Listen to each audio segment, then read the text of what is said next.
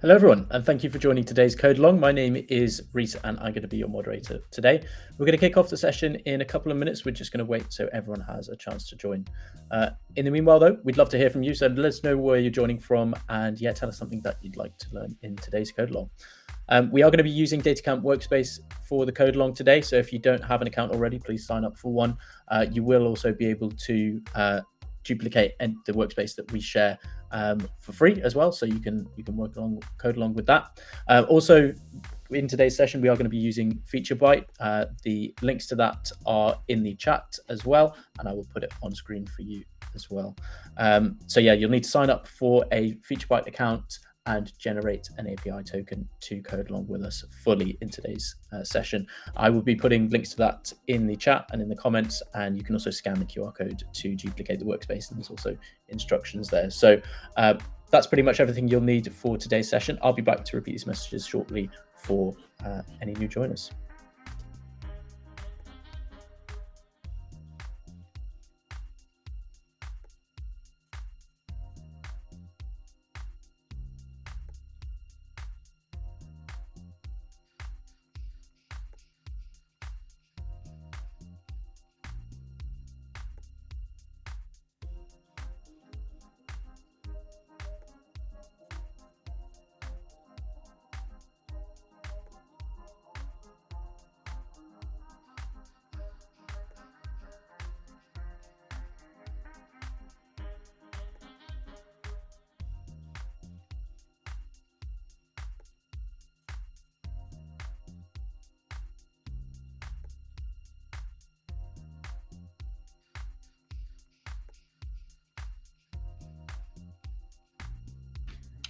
Hello everyone, and thank you for joining today's Code Along. My name is Reese and I'm going to be your moderator for today's session. We're going to kick off the session in about 20-30 seconds or so. We've just been waiting so everyone has had a chance to join. Let us know where you're joining from using the chat or the comments, depending on what platform you're watching from. And tell us something that you'd like to learn in today's Code Along. If you have any questions for our host at any point, let us know in the chat and the comments, and we will save them for the Q&A at the end. We are also going to be using DataCamp Workspace today, so the links to that are in the chat and the comments, and you can also scan the QR code on screen. As well as DataCamp Workspace, to fully code along with us today, you will need to sign up for a FeatureBite account and generate an API token as well. The instructions for that are at the top of the workspace, and there's also instructions in the chat and the comments as well. So I think that's everything from me. I'll now hand you over to your host for today's session, Richie. Richie, please take it away.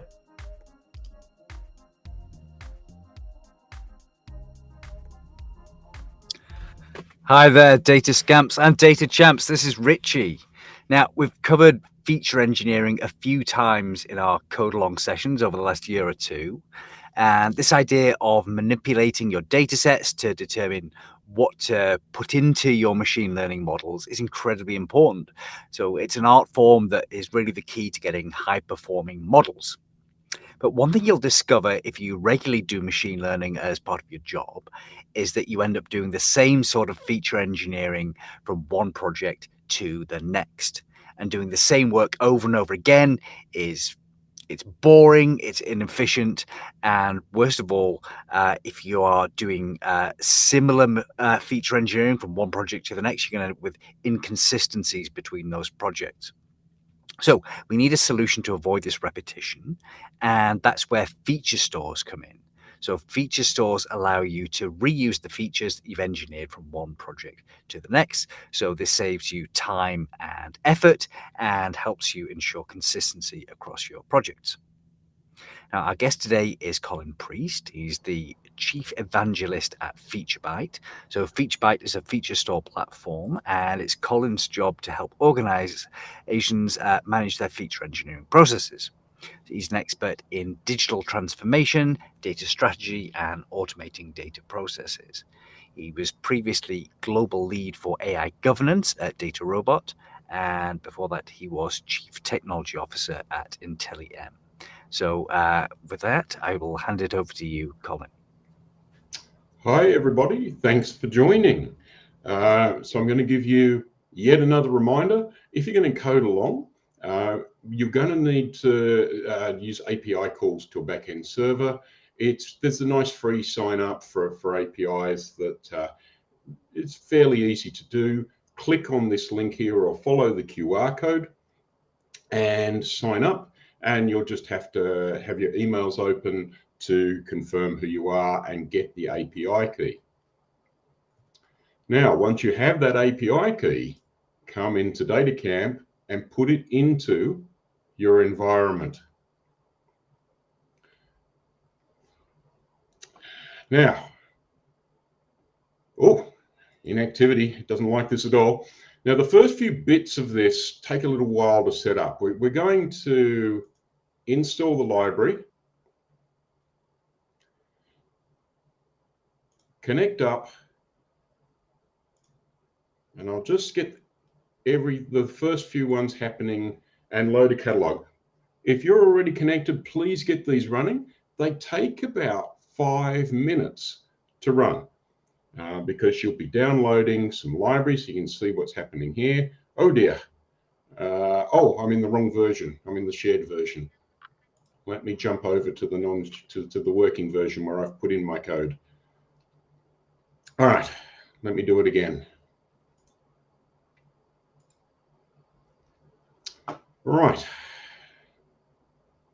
Run. So if you hadn't set it up, you would have got the same error that I just got.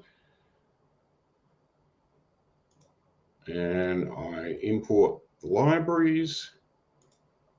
Just check I've got the right version. Latest version is 0.4.2, but anything from 0.4.1 or higher will work. This is an open source library that I'm using here.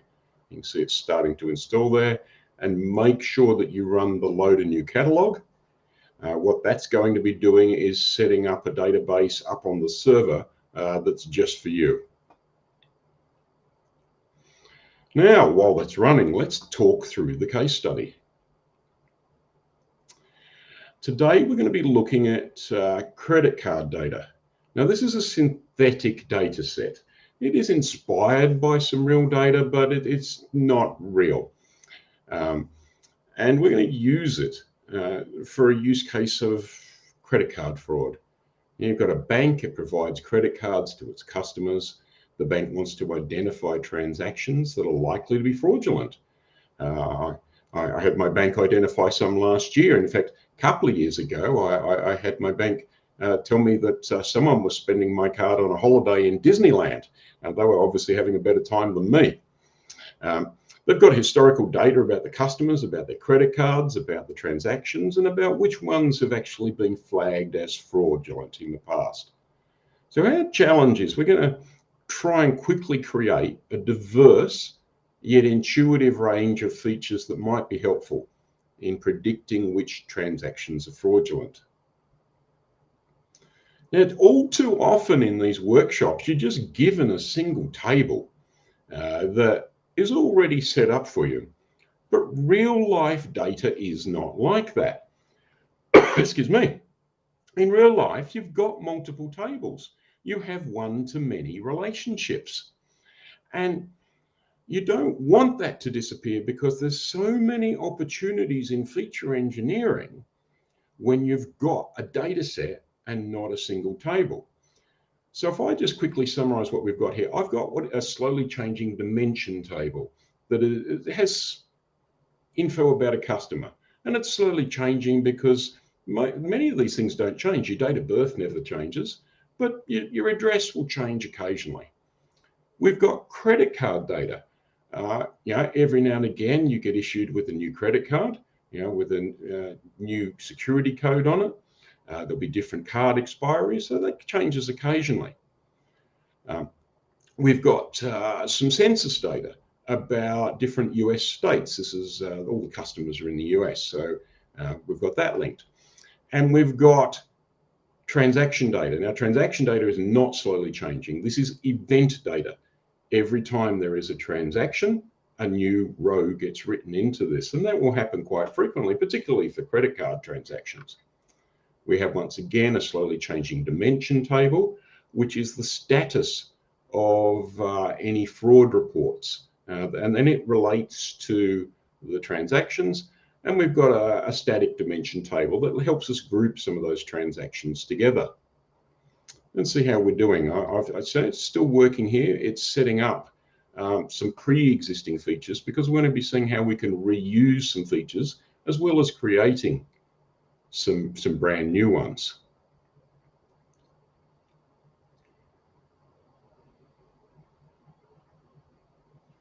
So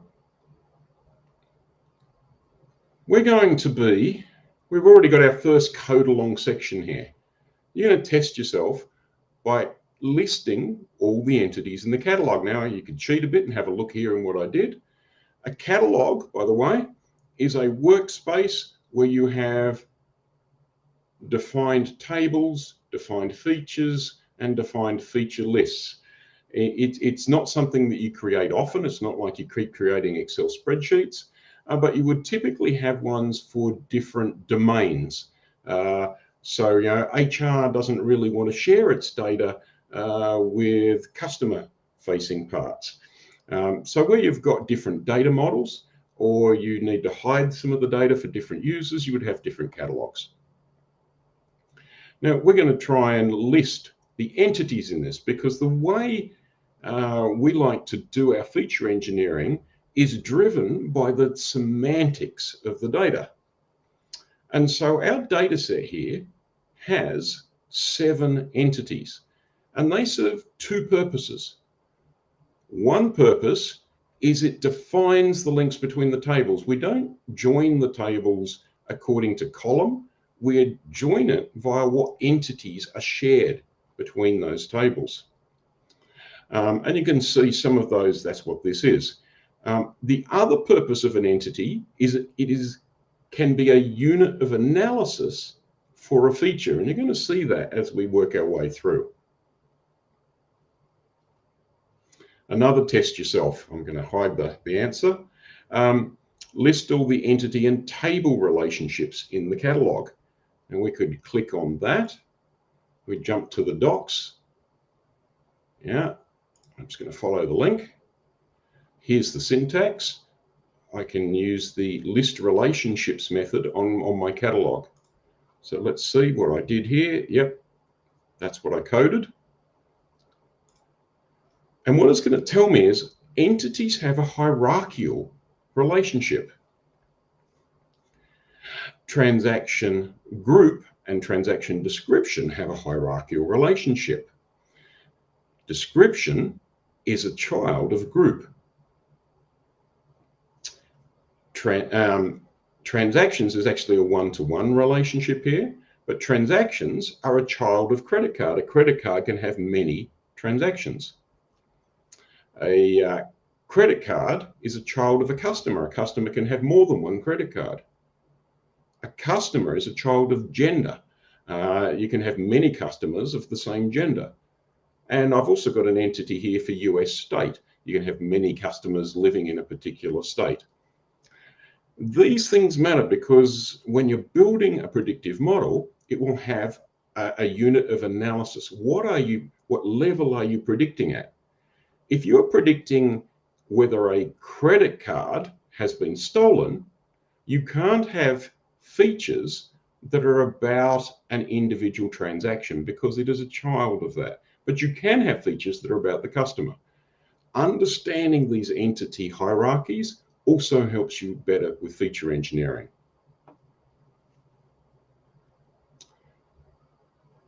So next, we're going to create some observation sets. Observation sets are for you to materialize some sample values or for you to create training data.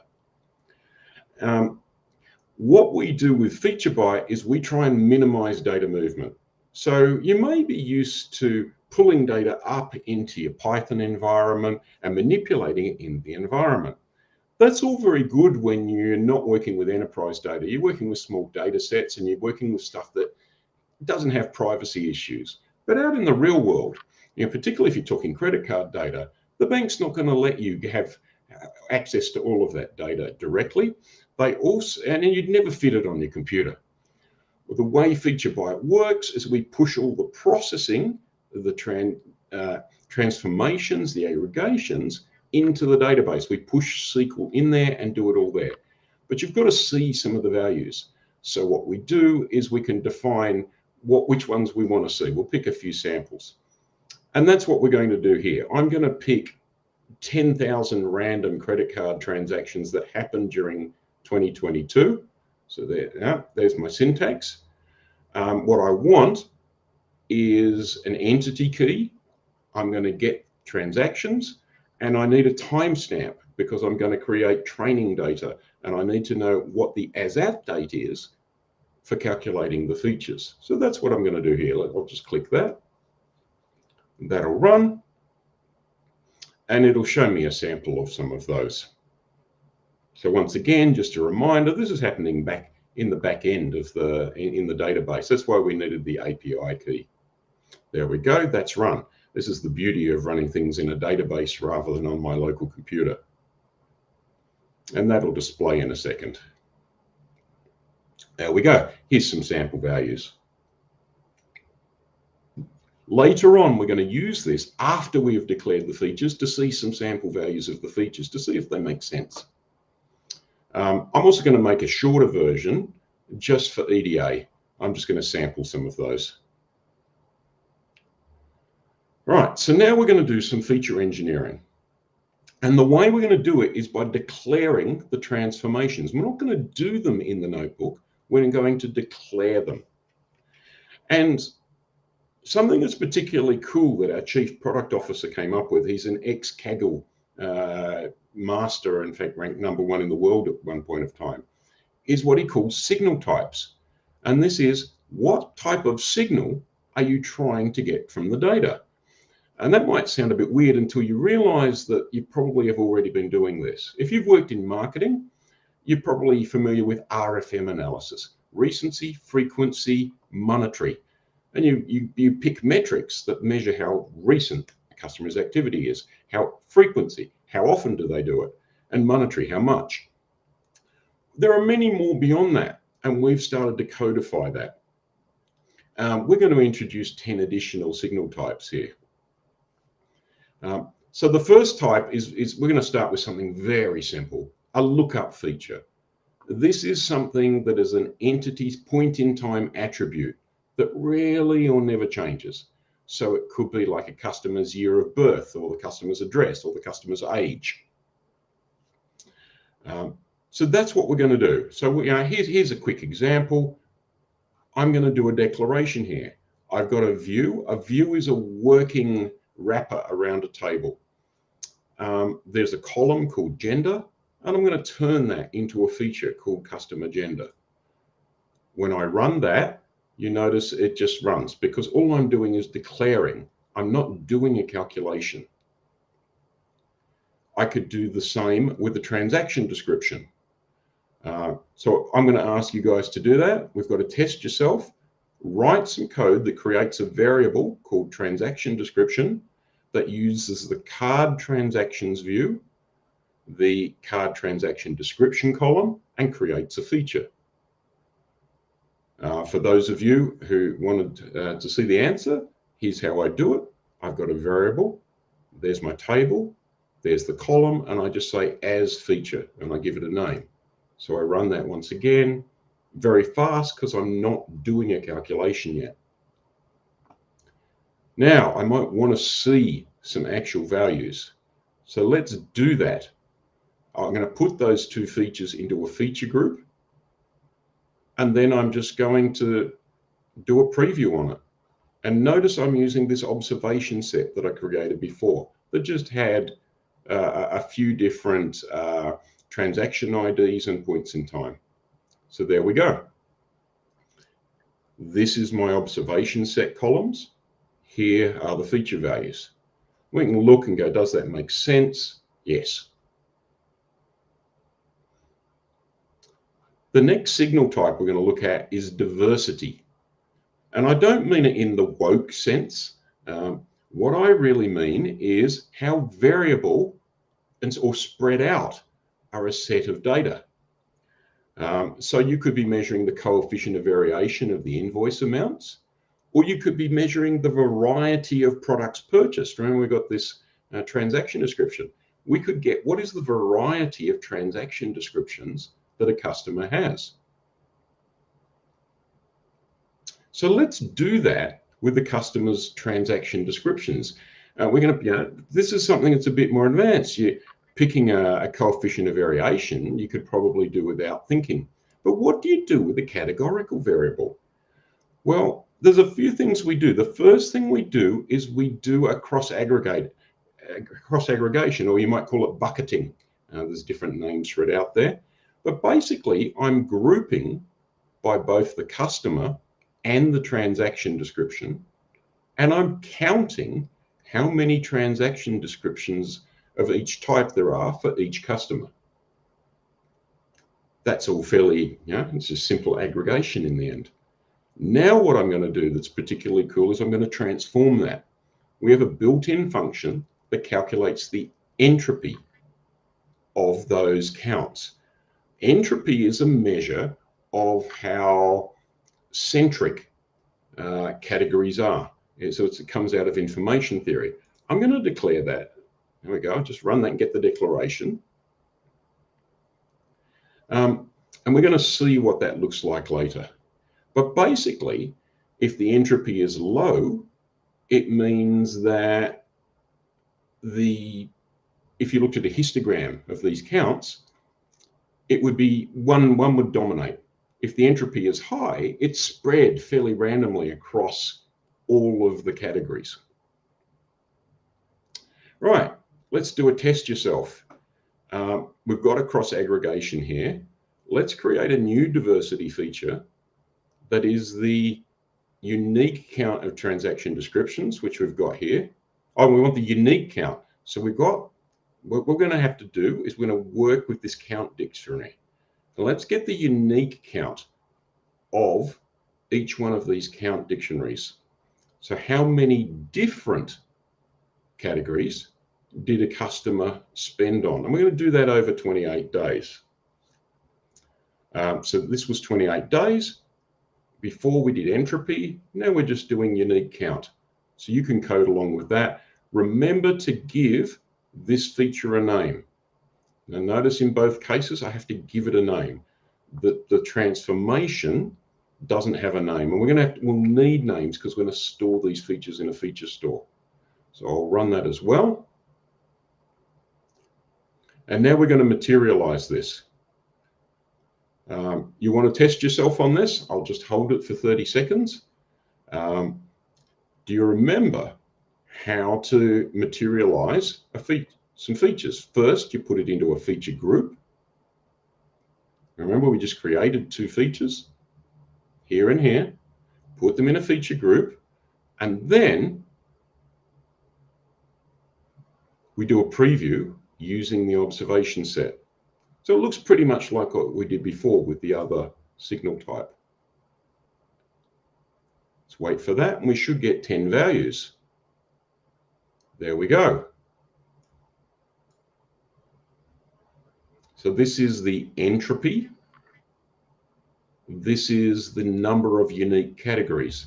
Now they are related, but they're measuring different things.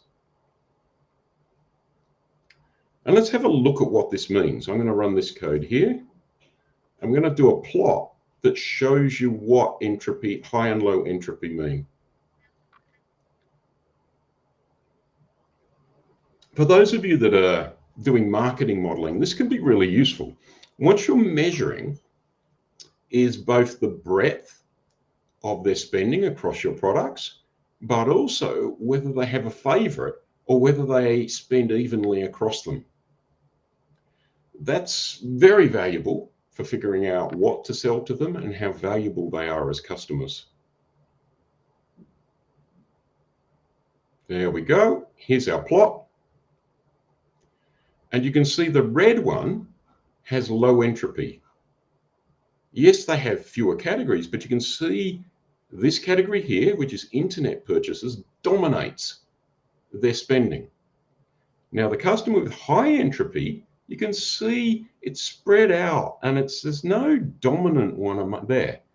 They are very different types of customers. So if you're trying to do customer segmentation, I highly recommend looking at the entropy of some categorical variable of their events or their transactions, a product name or a location.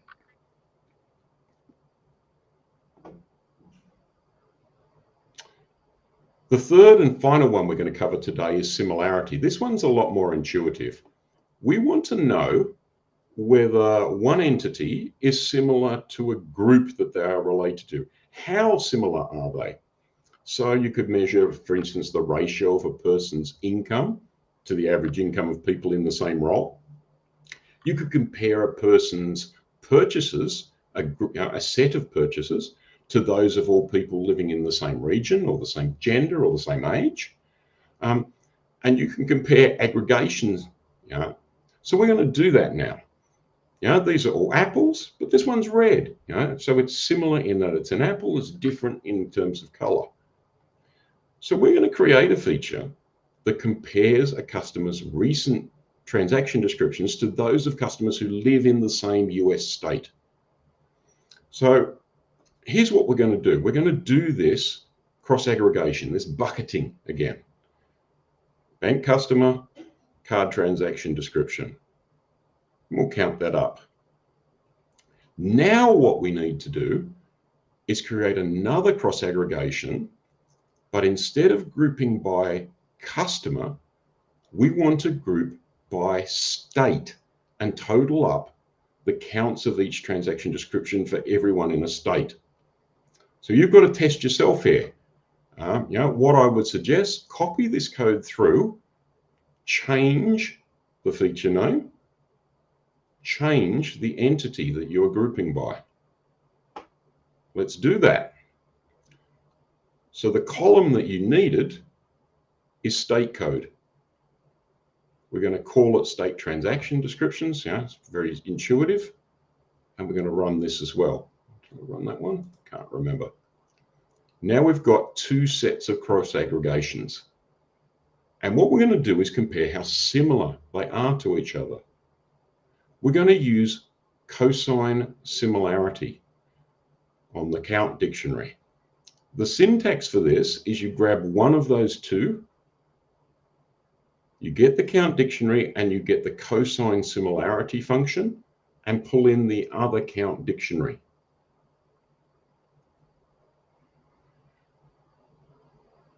Fill in zeros if there's missing, and we can run this.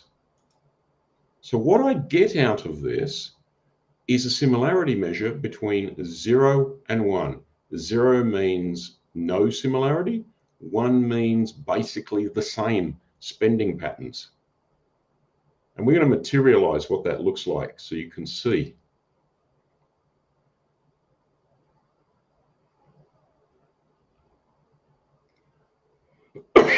Excuse me. There we go. We've got 10 customers here, and they vary in their similarity to other people living in the same state. This first customer here, relatively similar spending patterns to other people in their state. This one down here, halfway down, much less similar to people in the same state. Let's do a plot to get a more intuitive idea of what this means.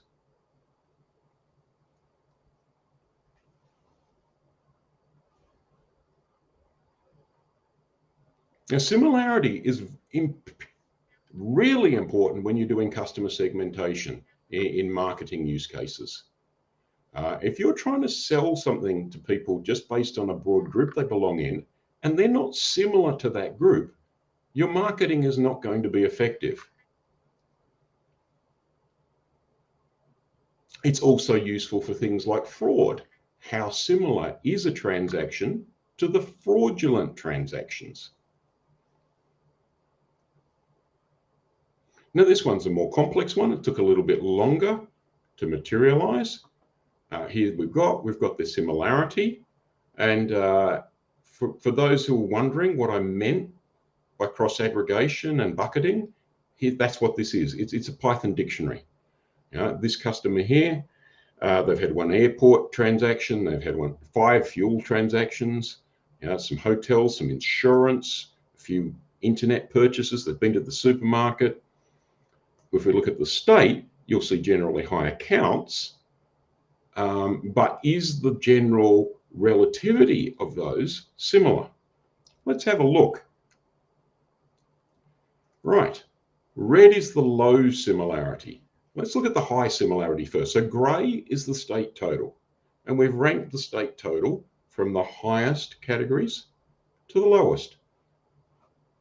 High similarity is green, and you can see in general the green begins high and goes down.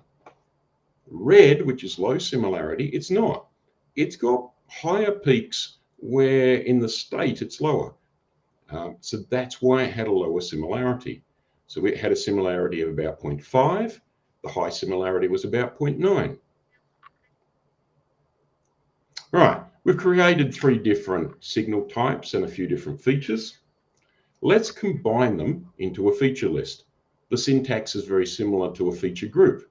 The difference is that I need to give it a name, and before that feature group only sat in memory. I'm going to save this into my feature store. So let's run that. Those declarations are being saved. It is automatically categorizing the signal types. It is automatically categorizing the primary entity of each. We'll see that in a moment.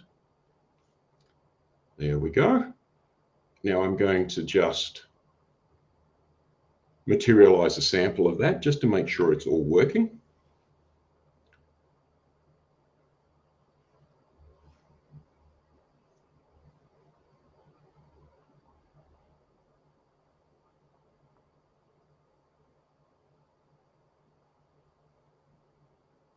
Takes a bit longer because I'm doing more features this time.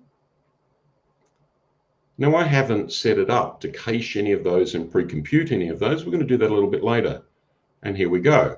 There's my feature list and the feature values. The next thing we're going to do is we're going to look at these features and see how they are categorized by the system. So this is another code thing. So remember, our feature list is called my feature list as an object. In the next cell, use the list features function on that object to list out the features that are in the feature list and to see how they are categorized. Here's how I did it. I'm going to click run. This won't take long. There we go. So we created 5 features. Each has a version because we have version control. Each has a type. The readiness is whether I've put it into production yet. This is still draft. It's still working. I haven't deployed it either. Each one of them uses different combinations of tables. Each one has a primary table. It uses a few different entities.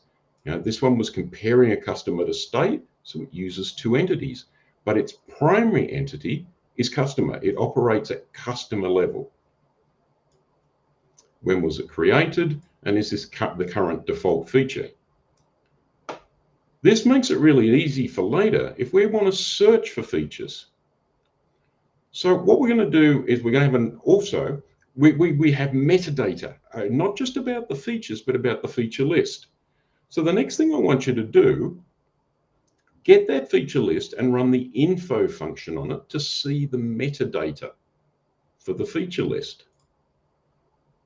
This also helps you search for feature lists that make sense. You can see here the feature list contains multiple entities. The feature list has itself a primary entity, which is the lowest of all the primary entities of the individual features.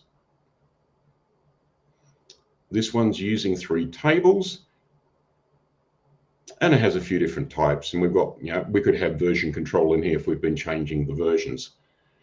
Now, all this is pretty useful because what it can do is remind you, as a double check, am I using a nice diverse set of features? No, I'm not. I'm not using all the tables. I'm not using all the entities. So I'm going to start reusing some that I've already created. So a feature store only caches feature values. You probably need more than that. You need this catalog that we're using to be able to find things and search for them. So let's do that. Let's list all the feature lists that exist in our catalog. There we go. We've got 3 feature lists. This is the one we just made, and there are 2 pre-existing ones. We could list all of the features stored within the catalog. So if you get this catalog object and go list features, let's do that now. Type that in and see all the features that are in here. Now I'm expecting to see 11 plus 28, 39 features in here.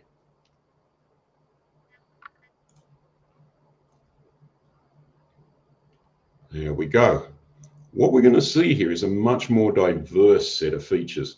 They operate at different levels, at different entity levels. They operate on different tables. If I flick through more of those, there we go. Accessing pre-existing ones saves me a hell of a lot of time. So I'm going to load one of those 3, the pre-built credit card features. Let's see what's in it, what the metadata is. Yeah, it's using far more tables. Do you notice this? Has a more diverse set of features. We could list the features that are in it. Now, what's more useful is I can get those and I can combine them with the ones we just built and make a bigger super feature list. So that's what I'm going to do.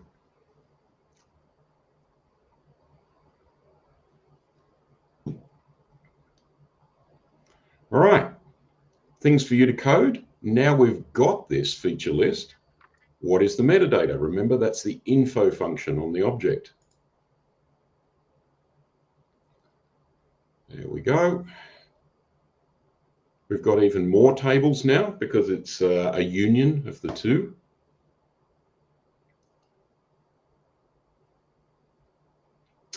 And finally, list the features in our super huge feature list.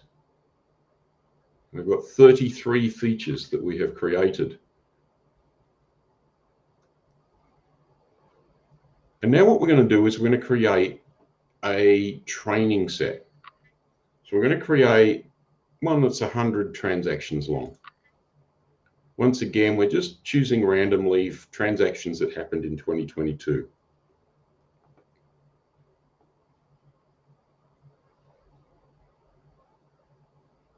We'll grab our feature list that we just made. This is actually a slightly different one that's a little bit smaller because I need to run this fast.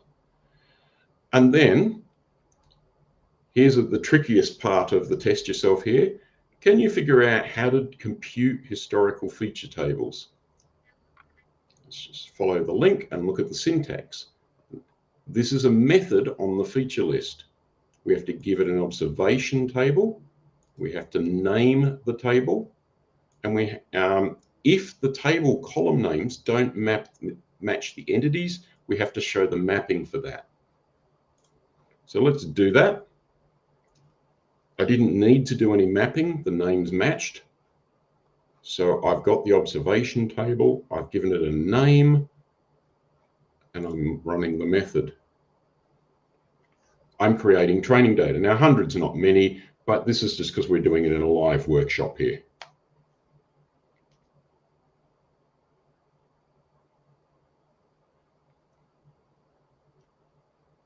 This is particularly useful if you want to create a very big training table because we're not pulling the data up into the computer at the moment. We are making a table in the database that your machine learning environment can directly access. We're not limiting ourselves to the small environment of a laptop or a small desktop computer. So we've got many, many features in here. Let's assume we've tested it and we like it. We want to put it into production. We deploy it. Now I'm going to make both the feature list and all of the features production ready. So we have governance over that process. When we deploy, we do two things. We make it available as an API, and we set up the feature store caching that happens behind the scenes. So it's going to pre-compute the values of the features so that when we're running in production, we've got very low latency. Until now, we've been running things live, and that can take a while.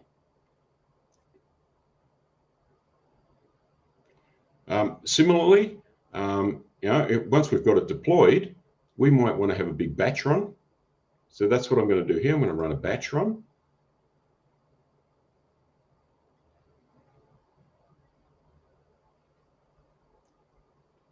And I'm going to create a batch request table. What I do here is I give a table name. I say which column. Now I'm running in production. I don't give it a historical timestamp. I'm running it as at now. And the table mapping. The column mapping, I mean. I probably didn't need this because it's case insensitive in the back end of the database here. We could have a quick look at that. Basically, it's like an observation table, except it doesn't have timestamps. And now I'm going to compute it and display it. You don't need a fancy table name like this. I just made it vary because you must have a unique table name whenever you save a new table. Otherwise, you need to delete the table with the same name first. It's very helpful to put things like a timestamp saying, which feature list are you using? When did you run this? Okay, I've run that. And you can see there are my feature values. Now, if I finish with this, I can disable. I'm switching it off because I was just playing around today, and I don't want the database to continue to cache values and continue to run.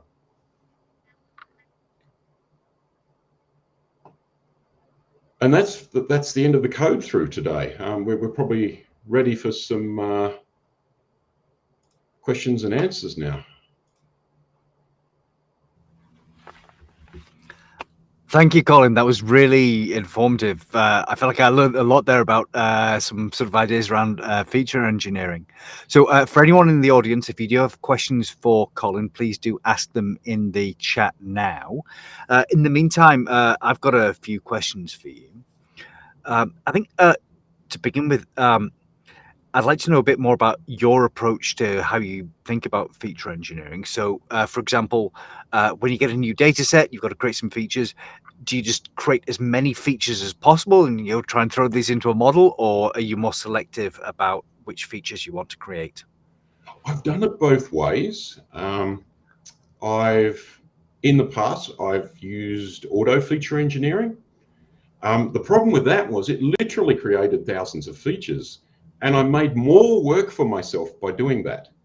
And in fact, many of them were just duplicates of one another, or they were collinear. And it's like, now I've got to figure out what each one means. I tend to approach it a bit more differently now. So there's two sets of features that I create. Some are generic. And it's use case based. And there's just a bunch you're always going to create. If you've got a customer, you're going to get their age, you're going to get their gender. There's some standard things you do. And you'll start with that stuff, but then you've got to stop and think about the use case. And that's where the human part and the knowledge part adds the most value. So I quickly can generate lots of features that are generic, but now I want to stop and think, what is the business process that creates this data? What is likely to matter in here? So, for example, we did the similarity of in the pre-existing features. There was a similarity of card transactions to fraud. That's a generic one, because similarities, oh no, that's a combination. So it's a bit generic, but I said, okay, let's do the similarity just to the fraud, not to the geographic neighbors. That's where I'm starting to go, I want to do fraud. Other times it might be, if you took a recency frequent signal, how long's it been since something? The generic way would just be, what's the time since the last time a customer did anything? This is generic. But if you come and think about the business, some events are more important than others. So you might want to know, how long's it been since they made a complaint? Or if it's how long's it been since they've had their last fraudulent transaction, in this case, not just any transaction. Because what the fraudsters do is they come back every few days or so and start getting more. That's what they did to me last year. They start with little transactions under $1. And I don't notice that stuff because I don't have the time to look at every transaction. And then they gradually increase it. So when you start thinking about that, you begin with generic, but you can start customizing the generic ones to make them matter more for the use case. The other thing I do is, I mentioned the signal types. I showed you 3 today. We've got 13 that we think through. I think through all 13. Do I have features that are capturing each of these signal types? So there's another one that's related to similarity called stability. So instead of comparing a person to other people, I compare them to themselves historically. Has their behavior changed? And that prompts a whole bunch of ideas. The entities that I mentioned, I go, do I have features about each of these entities? So I stop and think, the state. I wonder if this is a northern state or a southern state. I wonder what the average unemployment rate is, because that might say something, or the average education level, or the average income. So that goes and prompts me. So having these categories and having some structure may sound like it's procedural, but it actually prompts you to be creative. So in effect, you're having sort of checklists of things that are useful in sort of general context, and you try and think about how you can apply them to the problem you're looking at. Is that right? Yeah, and through an understanding of the business. And so it's a combination of process and creativity. We're using both hemispheres of our brain. I like doing that.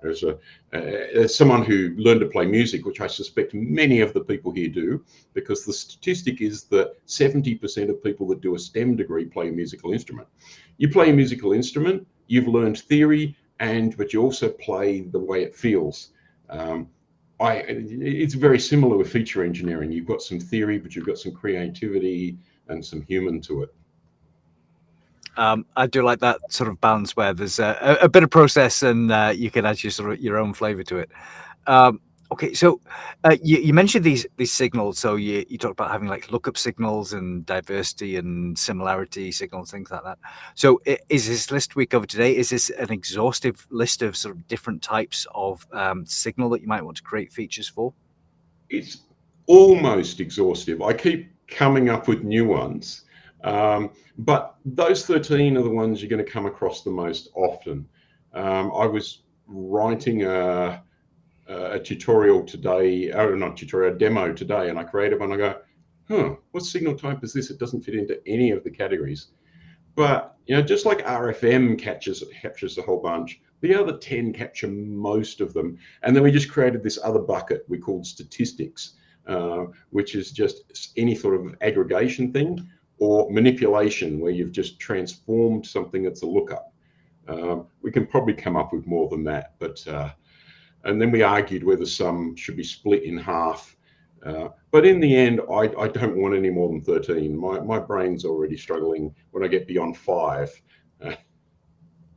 Right, yeah, there's that law about how you can only hold 7 things in your 5 working to memory 7 at once things or in your something. head at once. So 13's I plenty. do have to sometimes come and pull out the list and go, okay, what signal types have I missed?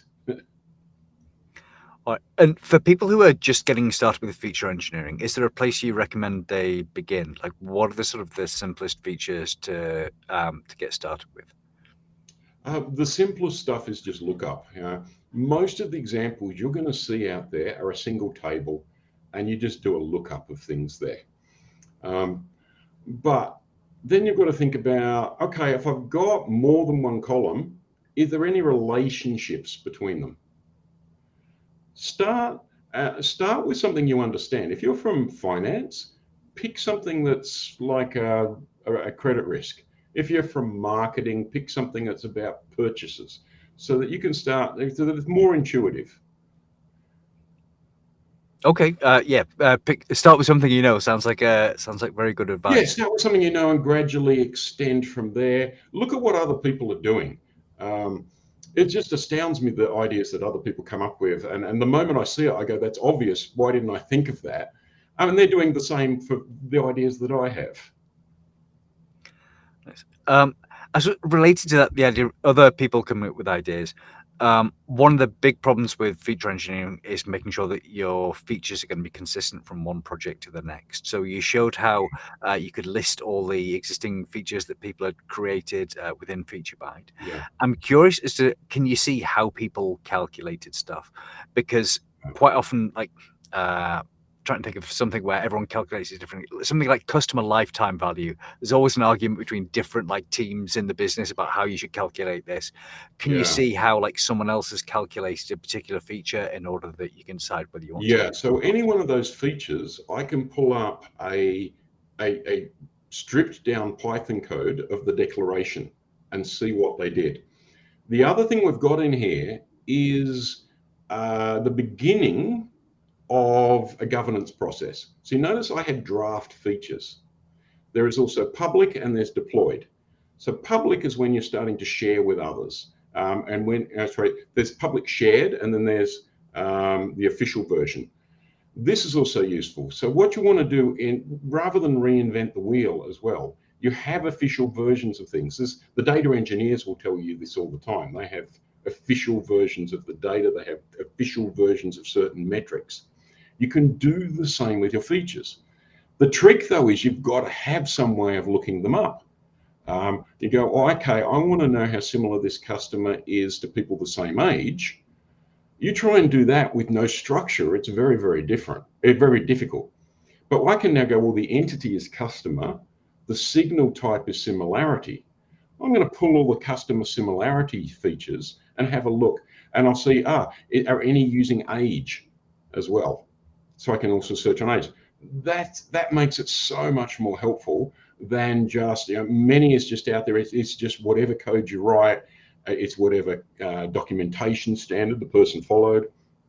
This is more like having a library. When you go to a library, the books are not in random order. There's a structure, so you know where to go and find.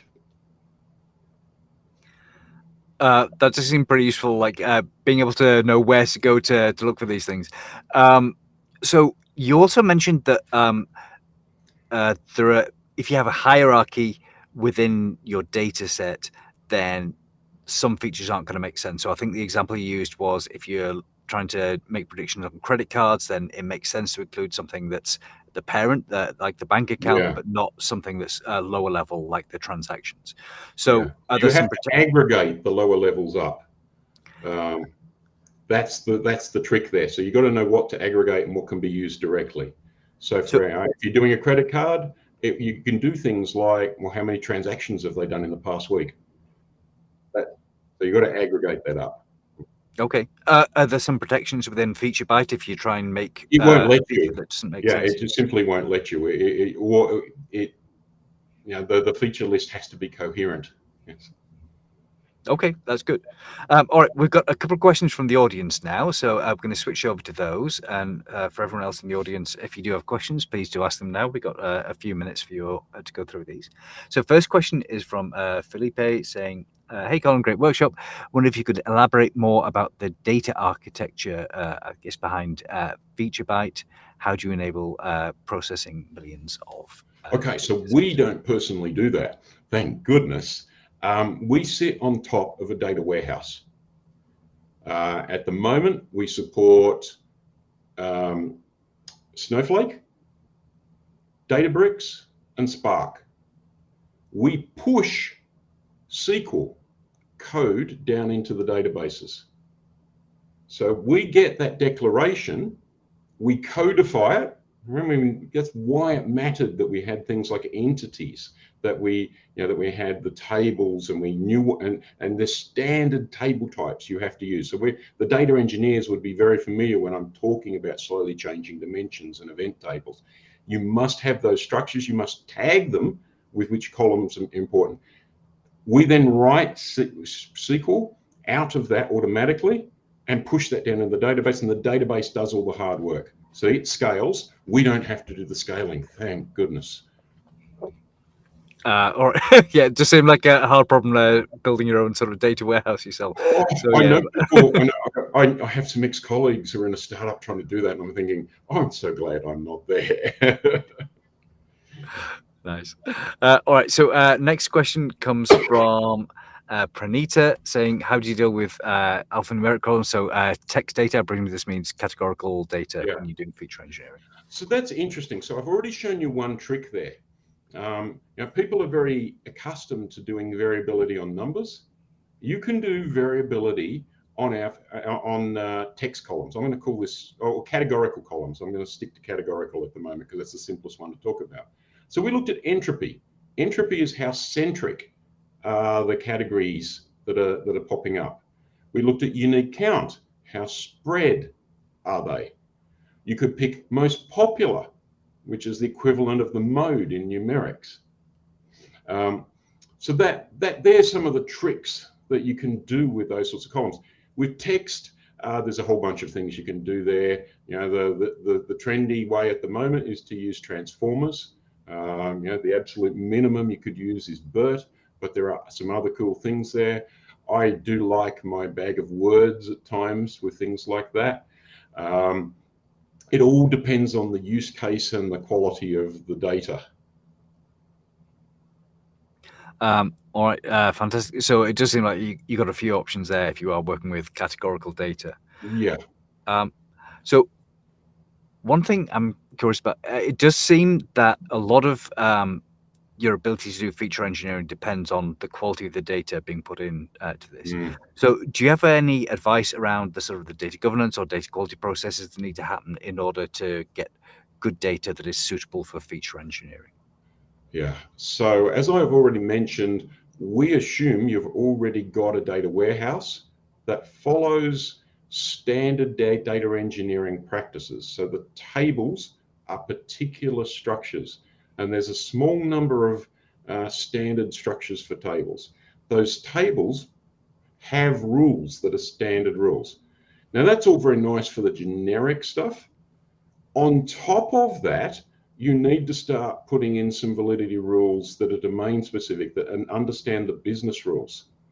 Now I didn't show that today. We've got some stuff in there that we could, that we have there.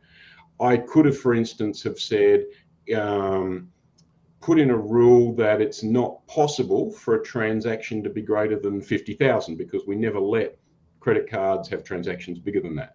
So I could put in a validity rule there. The more validity rules you have, the better.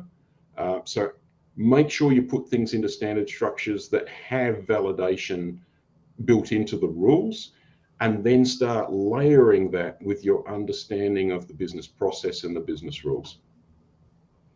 Okay, all right. So one last question then before fix for data quality. Oh. Yeah.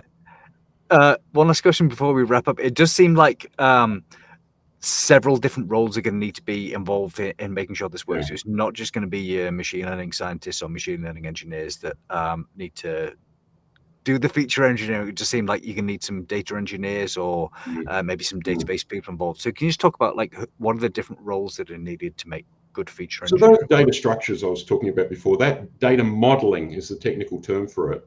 That's something that the data engineer will typically do. Now, in many enterprises, the poor data engineer is stuck with the job of manually translating your Python script into SQL to make it scale. Yes, I think that's a mild approximation of the face they pull, I think. A data scientist says, yeah, but I need to be agile. Now that code I just sent you 5 minutes ago, now I want to change it to this. And the data scientists get very frustrated because they've got to wait for the data engineers. And data engineers do not have agile as an approach, which is not a bad thing, by the way. Their job is stability and scalability. So what we try and do is we try and make people be able to work as independently as possible within this framework. Get the data engineers to set up the data warehouse in the right way, declare the metadata over the top of that, and now the data scientists can be free to do stuff without having to bother the data engineers. Unless they want more tables, that's a different issue. No, that's fantastic. It's like other teams not bothering other teams is sort of often the best way to work. If you The can be a other little bit persona independent. there is the data engineer or the ML ops engineer. You're making their life